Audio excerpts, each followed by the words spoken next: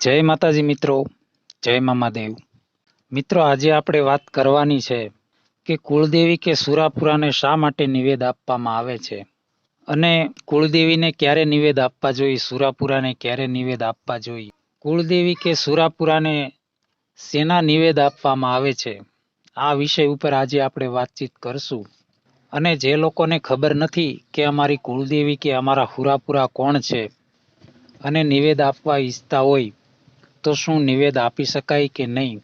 હવે મિત્રો, એ વાત જાણવી ખૂબ અગત્યની છે, ખૂબ જરૂરી છે કે આપણે જે કુળદેવી અથવા કુળદેવતાને નિવેદ ધરીએ છીએ, આ નિવેદ કુળદેવી કે કુળદેવતા સુધી પહોંચે છે કે પછી એની આડી કોઈ વસ્તુ બેઠેલી છે જે કુળદેવી કે કુળદેવતાને નિવેદ ભોગવા દેતી નથી. આપણે આપણા દેવને નિવેદ ધરીએ અને કુળદેવી કે કુળદેવતા સુધી નિવેદ પહોંચે નહીં